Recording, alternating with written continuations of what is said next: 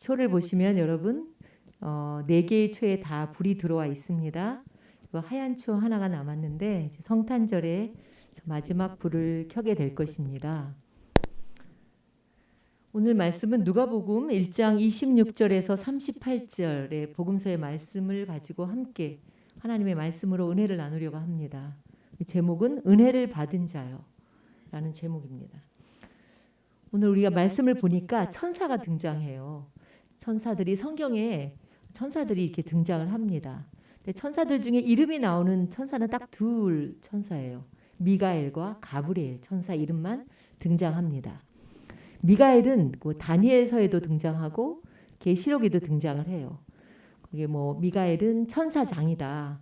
그리고 대체로 미가엘은 그 군대의 군대장처럼 악한 세력들을 대항해서 하늘의 군대들을 지휘하는 그런 천사장의 역할을 한 그 천사로 나타나 있고, 또한 오늘 가브리엘 천사는 2번이 나오는데 복음서에 딱 2번이 등장을 해요. 근데 한 번은 그 제사장 사가랴에게 아들이 있을 거라는 소식을 전해주기 위해서 등장을 하고, 오늘 본문에 갈릴리 나사렛에 사는 그 처녀 소녀 마리아에게 잉태의 소식을 전해주기 위해서 등장을 합니다. 이 가브리엘 천사는 좋은 소식을 전해주러 오는 것 같아요. 성경을 보면 가브리엘 천사가 마리아에게 나타나서 가장 먼저 한 말이 무엇이었습니까? 오늘 우리가 읽었죠. 제가 읽었죠. 개역개정에는 은혜를 받은 자여 평안할지어다. 주께서 너와 함께 하시도다. 이렇게 나와 있고, 세번역에는 기뻐하여라 은혜를 입은 자야. 주님께서 그대와 함께 하신다. 두 말씀이 너무 좋은 거예요. 이보다 더 좋은 인사가 어디 있겠습니까? 우리가 지금 성도들이 없지만 비대면을 하는 우리 성도들도 이런 인사를 한번 나눠 봤으면 좋겠습니다. 어떤 인사죠? 사람을 만났을 때 은혜를 받은 자여 평안할지어다. 그리고 주님이 당신과 함께 하실 것입니다. 이렇게 인사를 하면 이거보다 더 좋은 인사가 없겠죠. 은혜를 받았다는 말을 우리가 참 많이 해요. 아, 은혜를 받았습니다. 은혜 받았습니다. 나 은혜 그렇게 많이 얘기를 하죠. 근데 여러분, 은혜가 결국 뭘까요? 우리가 참 은혜라는 말을 많이 쓰는데 설교하고 나서도 목사님 은혜 받았습니다. 이렇게 얘기를 하죠. 은혜란 우리가 무엇일까? 여러 가지의 그런 그 설명이 있지만, 전혀 받을 자격이 없는 자에게 베푸시는 하나님의 호의예요. 페이보잖아. 호의. 하나님의 호의라는 그런 말이죠. 근데 또 오늘 다른 의미에서 한번 은혜를 생각해 본다면, 마리아를 통해서 우리가 생각해 본다면, 하나님의 은혜란 어느 날 갑자기 나의 삶에 하나님이 훅 들어오시는 거예요. 하나님이 탁 개입하시는 것. 이게 은혜라는 거예요. 물론 이전에도 하나님이 계심을 알아요. 우리가 하나님 너무나 전능하신 분이고 하나님의 말씀도 익히 많이 들어서 알아요. 그러나 그 하나님이 어느 날 어느 순간에 갑자기 나의 삶 속에, 내 마음속에 확 이렇게 들어오셔서 나의 삶을 어떻게 해요? 이끌어 가시는, 그것이 정말 은혜인 거죠. 마리아가 이런 은혜를 받은 거예요. 마리아도 그전에도 아마 굉장히 경건한 여인이었을 거예요. 여인이라고 하기보다는 소녀였을 거다. 그 당시 유대인들이 그 결혼하는 나이가 보통 여인들은 12세 이상부터 결혼을 했고 정혼을 했고, 남자들은 한 14세부터 그렇게 정혼했대. 굉장히 어렸죠, 나이가. 그렇다면 마리아도 굉장히 어린 소녀였을 것입니다. 그리고 굉장히 경건한 그런 소녀였겠다. 그런데 그녀의 삶에 오늘 말씀을 보니까 하나님이 확 이렇게 오신 거예요. 천사를 통해서 들어오신 거죠. 은혜를 받았다, 그런 것이 우리가 여러 가지로 얘기를 해요. 내가 이번에 은혜를 받아서 학교에 합격했습니다.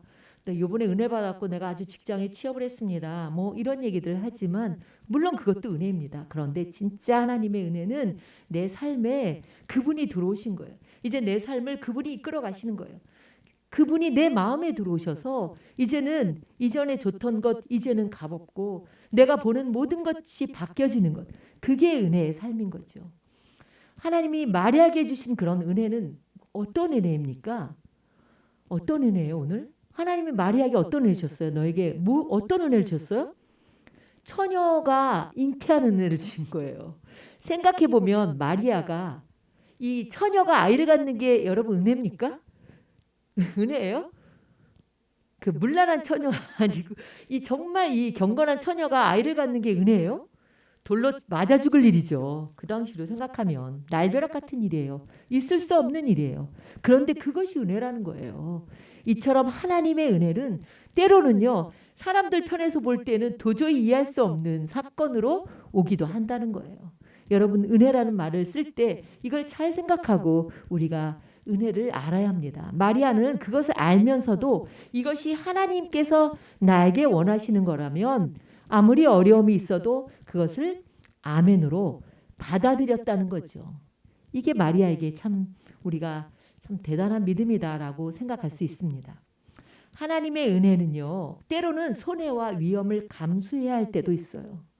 은혜라는 게 언제나 편하고 좋은 것만이 은혜가 아니에요.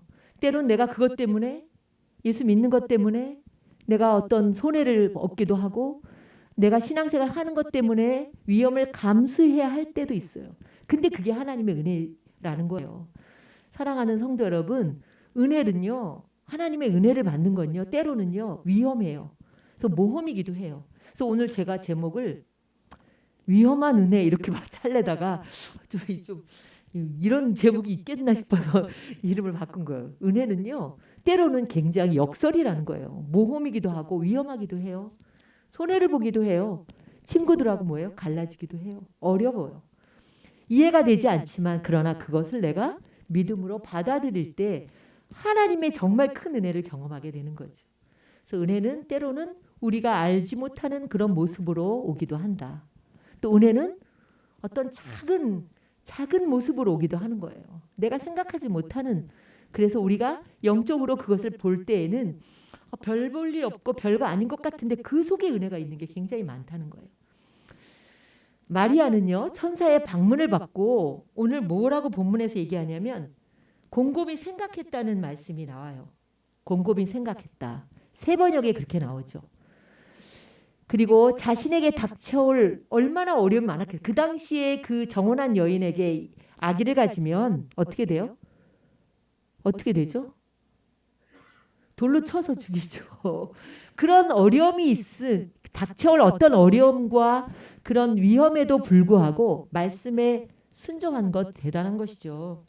어떤 어려움도 감수하겠습니다. 내가 아멘 했다는 거는 어떤 어려움이 와도 내가 하나님의 이 말씀에 순종하겠습니다. 이게 믿음인 거예요. 우리 믿음이 그렇게 쉬운 게 아니에요. 믿음이라는 건 때로는 내 생각과 맞지 않고 모든 상황과 여건이 어려워져도 그래도 하나님의 뜻이라면 그것에 아멘할 수 있는 것.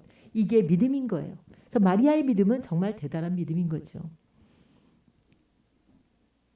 예수님은요. 가장 초라한 여인의 몸을 통해서 이 세상의 역사의 무대에 나타나셨습니다. 요셉이 얼마나 가난했겠어요? 마리아도 가난했겠죠? 이 사람들이 다 이름 없는 무명의 사람들이었습니다. 예수님은 이처럼 가장 비천한 동네에 비천한 사람을 택하셔서 그 사람의 몸을 통해서 탄생하신 것입니다. 1995년에 모래시계라는 그런 드라마가 있었어요. 그 드라마가 그 광복 50주년 특별 드라마였대요. 95년에 1월부터 2월까지 전 사실 그걸 다 보진 않았어요. 너무 사람들이 말을 많이 하니까 그 마지막 장면 아시죠?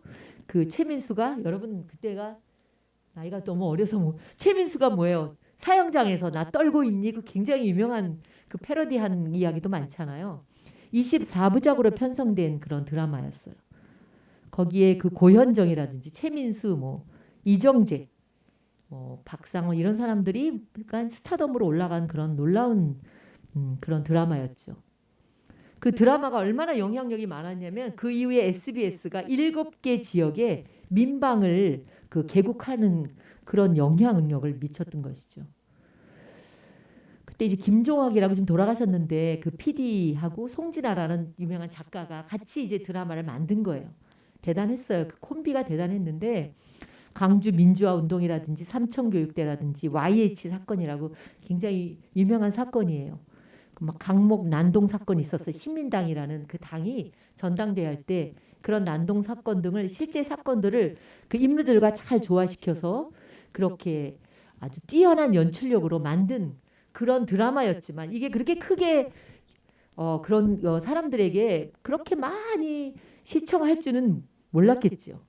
최고 시청률이 65.7%였어요. 지금 뭐 상상할 수 없어요. 지금 많이 나와도 30% 넘. 지금 뭐 펜트하우스가 20%좀 넘나요? 너무나 악한. 근데 이런 대하 드라마가 최고 시청률이 65.7%, 평균 시청률도 50%가 넘었어요. 굉장했죠. 그때에 모래시계가 방영되는 시간이 되면 사람들이 다 그 드라마를 보기 위해서 일찍 귀가해서 그 모래시계를 귀가시계라고 그렇게 부를 정도로 그런 아주 대단한 거였죠. 근데 그때 사실 최민수가 그때 굉장히 스타덤에 오르게 된 거예요. 근데 최민수의 역할을요, 원래는 그 여명의 눈동자도 유명하긴 했어요. 근데 최재성이라는 배우에게 의뢰를 했대요. 처음에 그 연출하는 분이 배우에게 의뢰를 했는데 이 사람이 스케줄도 잘 안 맞고 그다음에 드라마를 한 지도 얼마 안 돼서 좀 너무 피곤하고 하니까 이렇게까지 잘 될지 모르고 고사를 한 거예요. 그리고 최민수를 대타로 쓴 거죠. 또 고현정도 나왔고 이정재도 그때 아마 이름 없는 사람이었다가 굉장히 최고의 스타덤에 오르게 한 드라마였습니다. 좋은 기회를 놓친 거죠. 그 최재성이라는 사람이 지금 몇 년 전에도 나와서 그런 얘기를 하는데 그분도 유명하긴 했지만 아마 그것을 본인이 선택했으면 대단한 스타가 됐을 거예요. 뭐 그런 이야기도 있지만 어쨌든 이 복음의 소식이라는 건요. 우리가 참 너무나 분주하거나 너무 세상의 것에 익숙하면은 잘 들리지 않아요. 복음의 소식은요. 절대로 그렇게 세상의 어떤 소리가 우리가 민감하고 세상의 일에 분주하면 절대로 들리지 않아요. 그래서 어떻게 생각하면 올해 맞이하는 성탄절이 우리의 그동안에 막 분주하고 행사를 많이 하고 이랬던 그 성탄절보다는 외롭고 또 쓸쓸할 수도 있고 또 이렇게 많은 행사가 없지만 오히려 지금이 오히려 우리가 하나님의 복음의 소식을 들을 수 있는 기회일 수도 있는 거예요. 하나님께서 이 나라에 그동안 우리가 또 얼마나 많은 성탄절에 쉴 시간이 없었죠. 너무나 분주했죠. 그러나 이 성탄절에 정말 그 낮고 낮은 그곳에 찾아오신 예수님의 그 탄생과 또 예수님을 이 땅에 보내실 수밖에 없었던 하나님의 그 사랑을 우리가 더 깊이 깨달을 수 있는 은혜의 기회일 수도 있는 거예요. 이처럼 은혜는요, 우리의 생각이나 우리의 이성을 넘어서 그렇게 찾아오는 거예요. 또 하나의 예가 있습니다. 이제 이건 조금 아까 제가 생각이 났는데 이랜드의 그 박성수 회장이라는 분이 있어요. 근데 그분이 대학교 4학년 때 너무 이제 어느 날 갑자기 손에 힘이 빠지는 거예요.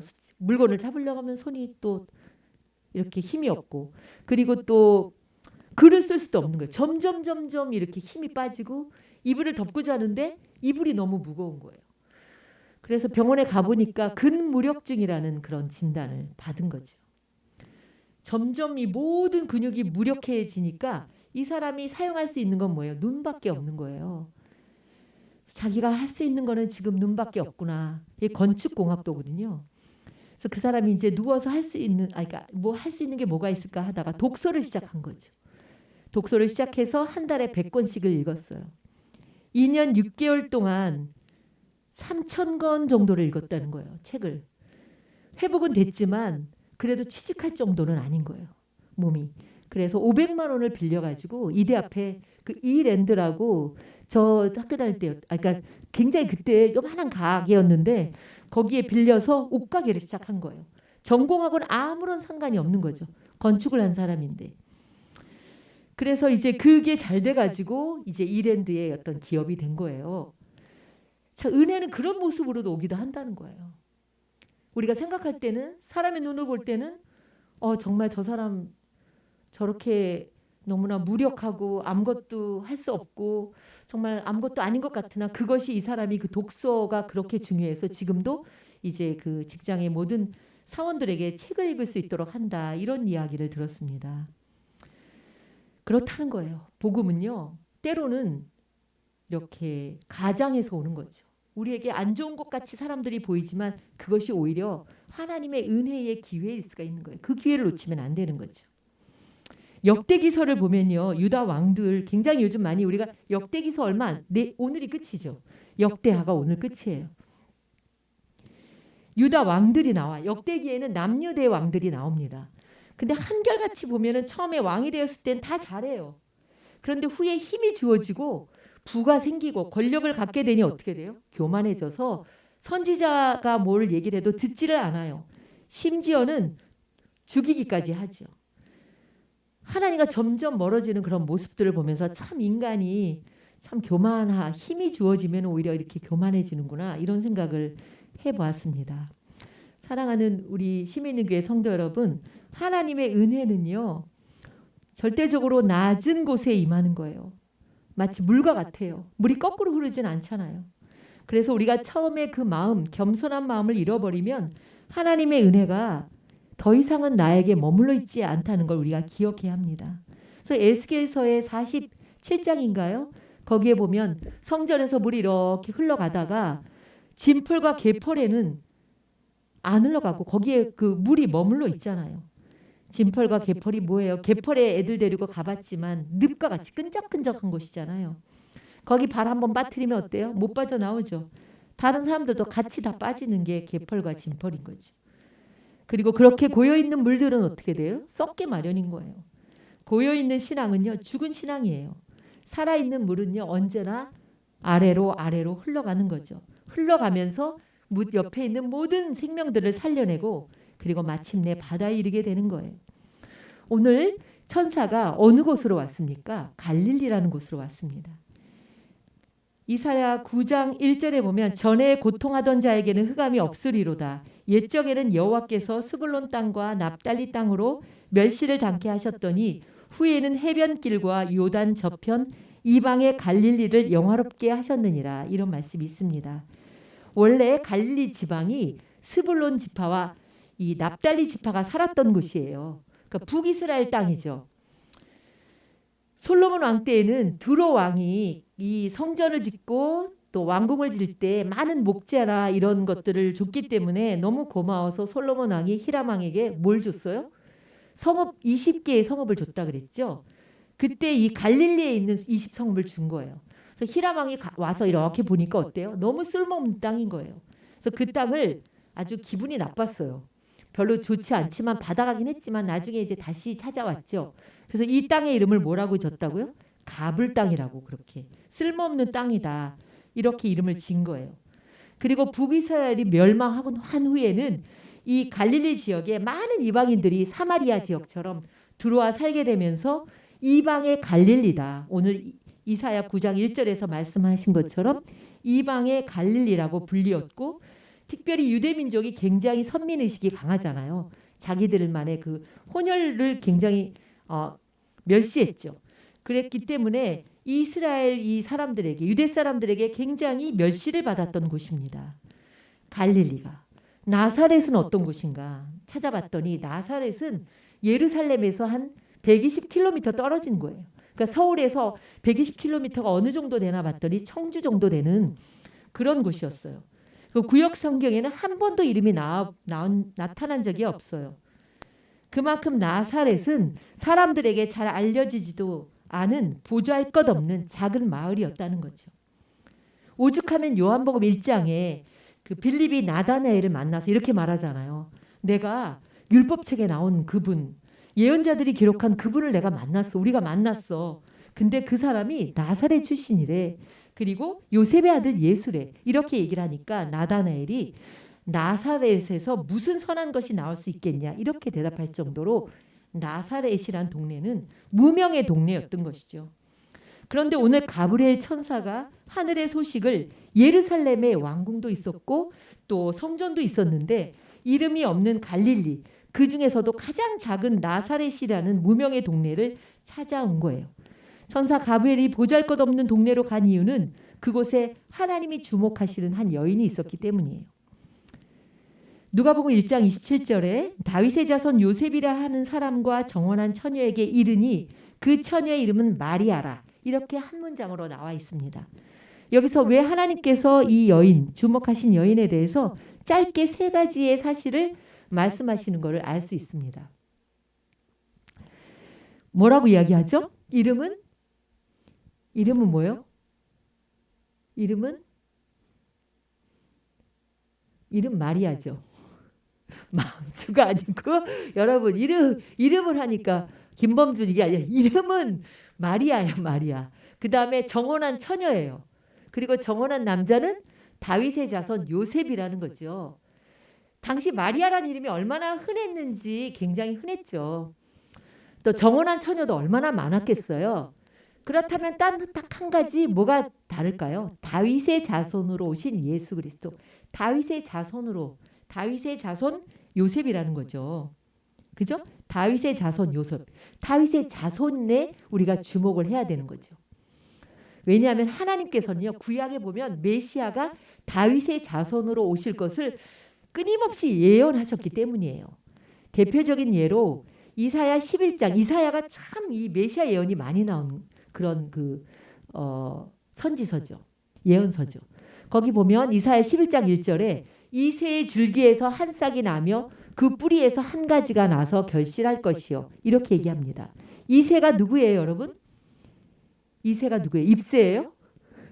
이새가 누구예요? 네. 이새는 다윗의 아버지의 이름입니다. 여기서 싹이라고도 하고 가지라고도 하는 말은 다윗을 가리키는 말이면서도 동시에 예수님의 오심을 가리키는 단어예요. 가지에 해당하는 히브리어는 네제르예요. 네제르. 그런데 예수님이 태어나신 나사렛도 이 가지라는 말, 이 네제르에서 온 말이라는 거죠. 그러므로 한 싹이 나게 되며 한 가지가 나서 결실하게 되리라는 말씀은 다윗이라는 가지에서 예수 그리스도께서 결실하게 된다는 그런 의미인 거예요. 예수 그리스도께서 이 나사렛에서 나오리라는 이사야의 예언인 것이죠. 또 하나를 보겠습니다. 한 것을 보겠습니다. 예레미야 23장 5절을 보면 여호와의 말씀이니라. 보라 때가 이르리니 내가 다윗에게 한 의로운 가지를 일으킬 것이라. 여기서 의로운 가지는 바로 예수 그리스도를 의미하는 거예요. 그러나 그 당시 이스라엘을 다스리던 왕이 누구였냐면 헤롯이었습니다. 헤롯은 유대 사람이 아니었어요. 다윗의 혈통이 아니었어요. 헤롯의 가계도를 보면 에돔의 후손이었다는 것이죠. 그러니 메시아는 구약에서 약속하신 대로 다윗의 후손으로 오셔야 하는 것이었죠. 하나님의 말씀은요. 구약의 모든 예언이 그대로 이어지는 거예요. 그냥 마리아에게 오신 게 아니에요. 그 비천한 그 동네에 찾아오신 게 아니에요. 이 요셉이 바로 다윗의 자손이었기 때문이에요. 예수님이 성령으로 잉태되셨지만 법적으로는 요셉이 아버지셨기 때문에 예수님은 다윗의 자손으로 오신 거예요. 이처럼 하나님의 약속은 그대로 성취되는 거예요. 우연이 아닌 거예요. 하나도 1.1획도 그냥 되어진 게 없다는 거죠. 구약에 보면은 얼마나 메시아 예언이 많냐면 제일 먼저 나오는 예언이 창세기 3장 15절의 메시아 예언입니다. 여인의 후손으로 오시겠다는 거죠. 또 이 메시아 예언을 가장 많이 한 이사야는 예수님 탄생하기 전 500년 전에 이 활동한 남유다의 선지자였습니다. 그의 예언이요. 이스라엘, 그 당시에 너무나 타락한 이스라엘에 대한 하나님의 심판과 회복이었습니다. 이사야 7장 14절 오늘 우리가 읽은 그 말씀을 보면 그러므로 주님께서 친히 다윗 왕실에 한 징조를 주실 것입니다. 보십시오. 처녀가 잉태하여 아들을 낳을 것이며 그가 그의 이름을 임마누엘이라 할 것입니다. 라고 쓰여 있습니다. 순결한 처녀가 아이를 낳는 것, 이거 불가능한 일이죠. 타락한 처녀가 아니에요. 정말 순결한 처녀가 아이를 낳는 건 불가능한 일이에요. 그 당시에 이스라엘이 그랬다는 거예요. 너무나 타락해서 다시 회복하는 것은 불가능한 일이었습니다. 그 처녀가 아이를 낳을 것이라는 말씀은 도저히 회복이 불가능한 이스라엘을 하나님께서 회복시키시겠다는 그런 징조, 사인이었어요. 마찬가지로 예수님께서 처녀 마리아를 통해서 태어나신 이유는 인간의 편에서 보면 불가능한 일이죠. 그러나 인간의 편에서 이 불가능한 일을 하나님께서 하시겠다는 거예요. 전혀 불가능한 일을 가능함으로 바꾸시는 것. 이것이 바로 하나님의 역사요. 하나님의 어떤 신비인 거죠. 그래서 인간은 이것을 뭐라고 우리는 이야기해요? 불가능을 가능하게 하는 것을 기적이라고 하는 거죠. 기적. 인간의 절망적인 불가능한 사건은 하나님 편에서는요 아무것도 아닌 거예요. 100% 가능한 거예요. 그래서 신학자 키엘케고르이 이렇게 얘기하잖아요. 죽음에 이르는 병이 절망이다 이렇게 말하잖아요. 근데 그는 절망에 대한 가장 확실한 해독제는 믿음이래요. 그리고 절망의 가장 좋은 치료제는 뭐예요? 희망이라고 이렇게 말합니다. 우리가 살아가면서 절망스러운 일들을 얼마나 많이 겪습니다. 많이 겪죠. 도저히 희망이라고는 보이지 않는 현실, 또 우리를 절망케 하는 사람들, 또 내 생각이나 내 능력으로는 이건 도무지 안 돼 이렇게 생각하는 일들이나 환경 너무나 많습니다. 이게 가능할까? 내 생각으로는 도저히 불가능하고도 생각되어지는 그런 현실 속에서 우리가 절망할 때가 얼마나 많습니까? 특별히 코로나 시대를 살아가는 우리에게 내년에는 과연 이 코로나가 없어질까? 내년 우리가 함께 예배 드릴 수 있을까? 내년엔 희망이 있는 걸까? 우리나라에 희망이 있는 걸까? 많은 사람들이 코로나로 인해 두려워하고 힘들어하고 그리고 절망 속에 살아가는 게 현실입니다. 우리 편에서는 절망이죠. 희망 제로의 시대를 살아가고 있습니다. 오늘 너무나 많은 사람들이 희망보다는 절망, 그냥 될 대로 되라 이렇게 살아가거나 포기하고 살아가는 사람들이 너무나 많습니다. 믿는 사람들조차 어때요? 예수 그리스도를 바라보지 않고 그냥 소망 없이 하루하루를 살아가는 그런 모습들을 봅니다. 2000년 전 예수님이 오신 이스라엘 나라도 희망이라고는 전혀 보이지 않던 시대였어요. 400년 동안 더 이상 선지자들이 말씀하지 않는 그런 암흑기였고요. 로마의 속국이었죠. 로마의 식민지였다는 거죠. 아무런 것이 보이지 않는 희망 제로의 시대였습니다. 그러나 그 시대와 지금 시대가 별반 차이가 없어요. 우리도 그렇잖아요. 지금 너무나 깊은 절망 속에 우리가 살아간다고 해도 과언이 아닙니다. 그런데 오늘 이 말씀 이사야 7장 14절의 말씀을 보면 우리의 깊은 인간의 깊은 절망이 하나님의 어떤 이 뭐예요? 가능성과 연결되어 있음을 알 수가 있는 거예요. 우리의 깊은 절망하면 절망할수록 우리가 하나님의 그 희망, 메시아가 가까이 온다는 걸 우리가 알 수 있습니다. 처녀의 몸에서 아들을 낳는 것이 불가능함에도 불구하고 그 마리아의 몸에서 메시아가 탄생하셨듯이 인간의 방법과 생각으로는 도저히 희망이 없고 불가능해 보여도 하나님은 100% 가능하게 하시는 분이라는 거예요. 왜요? 가브리엘 천사가 오늘 얘기했잖아요. 또 이런 일이 어떻게 일어날 수 있습니까? 라고 마리아가 이야기할 때 가브리엘 천사가 하나님께는 능치 못할 일이 없다고 이렇게 대답을 합니다. 하나님의 일하시는 방식이 우리 인간의 일하는 방식과는 전혀 다릅니다. 사랑하는 성도 여러분, 우리가 모두가 절망의 시대, 희망 제로의 시대를 살아가고 있다고 이야기합니다. 그런데 절망 속에서도 주님의 일하심을 믿고 바라볼 때 우리에게 새로운 문이 열리게 되는 거예요. 새로운 그것을 바라보는 사람들에게 새로운 은혜의 문이 열리게 되는 거예요. 제로는 뭐예요, 여러분? 제로. 아무것도 없는 거죠. 근데 그것이 제가 수학을 잘하지 못했지만 어떤 면에서는 무한대와 연결된다는 거예요. 무한대의 가능성인 거라는 거죠.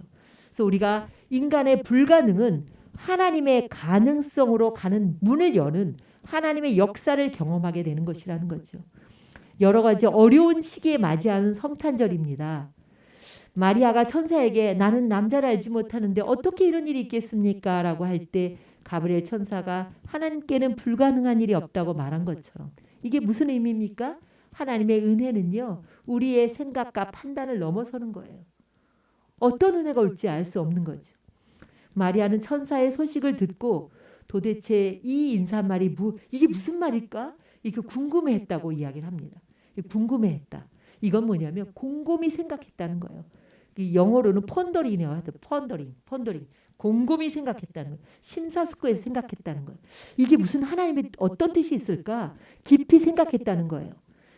우리도 마리아처럼 지금의 상황 속에서 우리가 이해할 수 없는 상황, 도저히 빠져나갈 수 없는 그런 상황 속에서도 하나님의 뜻이 무엇일까를 곰곰이 생각하는 여러분이 되시길 바랍니다. 생각한다는 것은 여기서 얘기하는 펀더링, 곰곰이 생각한다는 것은 묵상하는 것과 연결되는 거예요.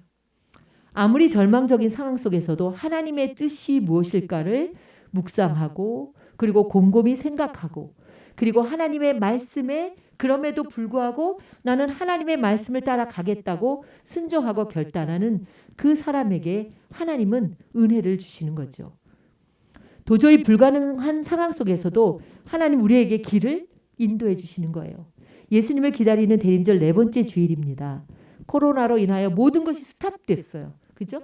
세상이 모든 것이 스탑됐지만 그러나 우리가 마리아처럼 주님을 맞이하는 그런 은혜가 있기를 바랍니다.